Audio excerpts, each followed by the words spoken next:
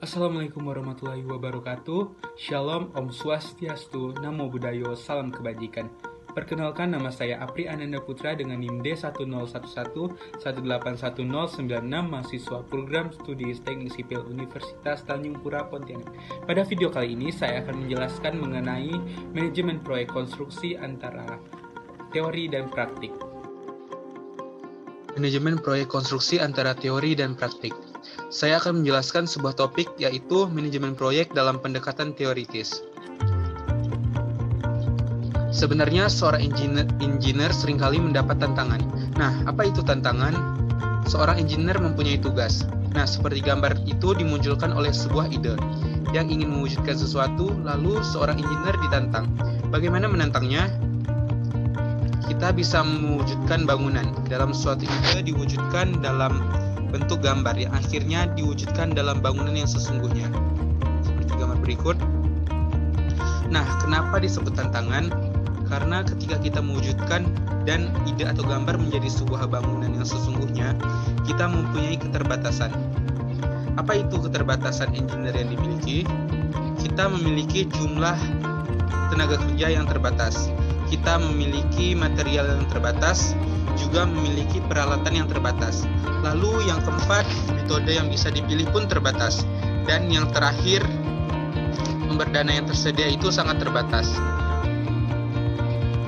Jadi seorang engineer harus punya ide yang cemerlang dan mempunyai semangat untuk menyelesaikan permasalahan tersebut.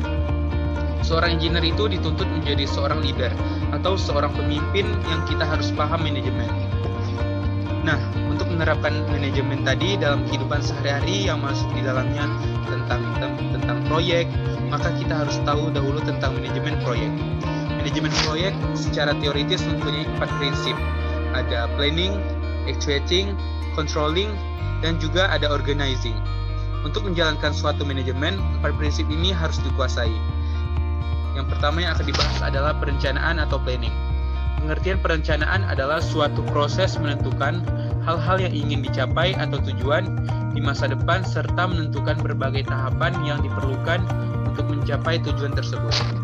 Nah, jadi di sini dalam menerapkan rencana kita harus bisa menetapkan tujuan terlebih dahulu. Untuk mencapai tujuan tadi, tahapan yang diperlukan untuk mewujudkannya, di sini seorang planner harus bisa membayangkan masa yang akan datang. Ini adalah salah satu poin penting menjadi seorang planner. Pertama yang harus direncanakan adalah biaya, mutu, maupun waktu. Selanjutnya yang dijelaskan adalah pelaksanaan atau actuating. Pelaksanaan adalah suatu kegiatan yang dilaksanakan oleh suatu badan atau wadah secara terencana, teratur, dan terarah guna mencapai tujuan yang diharapkan. Artinya di sini sudah sangat jelas. Dalam perencanaan tadi untuk menentukan tujuan dan dalam pelaksanaan ini untuk mencapai tujuan.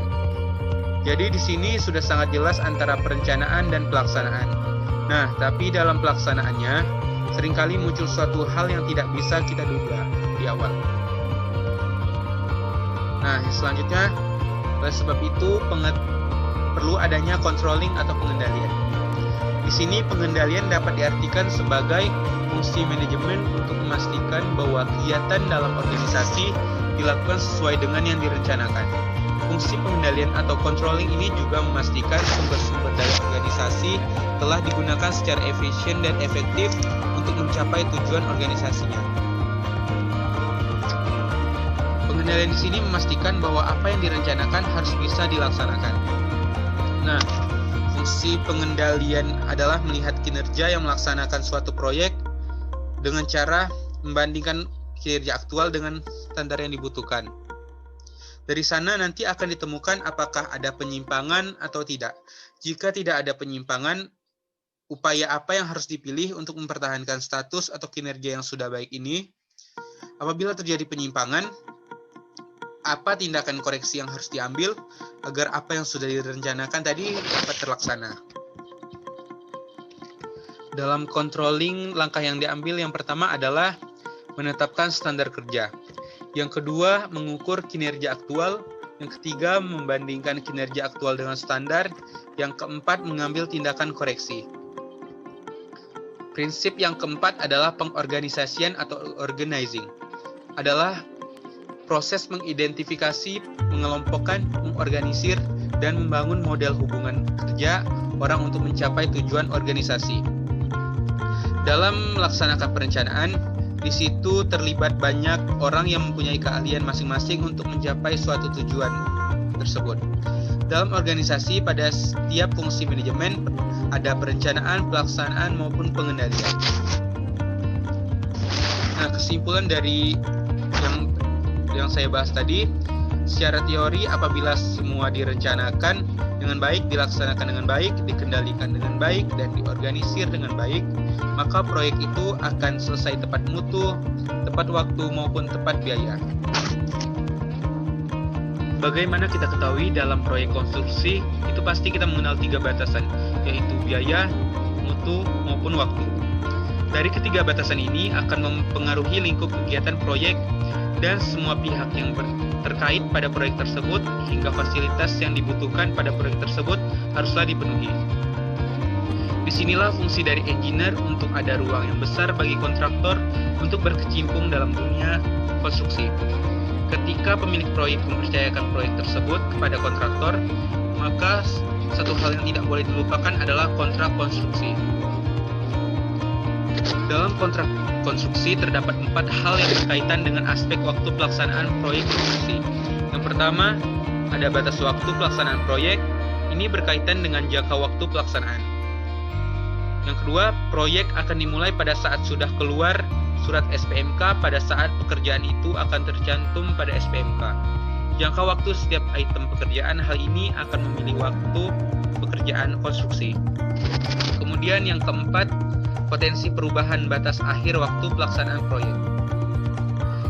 Di samping waktu proyek, penjadwalan juga meliputi material, tenaga kerja, peralatan, dan yang tidak kalah penting adalah dana atau kas yang diperlukan kontraktor untuk menyelesaikan konstruksi tersebut. Penjadwalan yang tepat dapat menghindari keterlambatan penyelesaian proyek.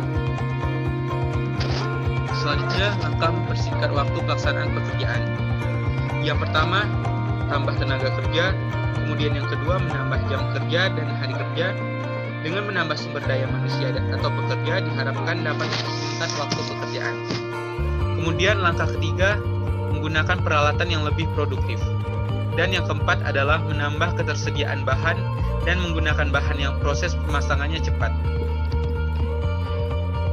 Dalam memandang pedoman waktu proyek konstruksi, dilihat pada gambar kerja, spesifikasi material, dan yang ketiga adalah rencana kerja dan syarat-syarat. Dalam membicarakan mutu, jangan meninggalkan ketiga aspek tersebut. Kemudian untuk aspek biaya berkaitan dengan besarnya dana yang diperlukan untuk menyelesaikan proyek konstruksi. Dan yang tidak kalah penting menjadi tanggung jawab pemilik proyek dan kontraktor. Kemudian ketidakmampuan pembiayaan proyek dapat berakibat tidak selesainya proyek. Kesimpulan dari hal tersebut, aspek biaya, mutu, dan waktu menjadi batasan pada proyek konstruksi. Jika dimanage dengan baik, dapat memberikan hasil sesuai yang diharapkan oleh masing-masing pihak yang terkait dengan proyek konstruksi tersebut. Manajemen proyek konstruksi tidak serta-merta hanya berhubungan pada konstruksi gedung saja, tetapi juga ada pembangunan jalan, pembangunan air, dan lain sebagainya.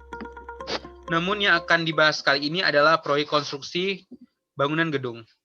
Perlu kita ketahui struktur bangunan gedung ada 2, struktur bawah atau low structure, dan struktur atas atau upper structure. Tentunya hal ini berkaitan dengan manajemen pelaksanaan struktur sehingga pembangunan gedung tersebut harus sistematis. Owner ketika membangun sebuah gedung tentu adanya perencanaan. Perencanaan ini akan membuat gambar kerja. Mungkin yang dapat saya sampaikan, semoga apa yang telah saya sampaikan dapat menjadi ilmu yang bermanfaat. Atas perhatiannya saya ucapkan terima kasih.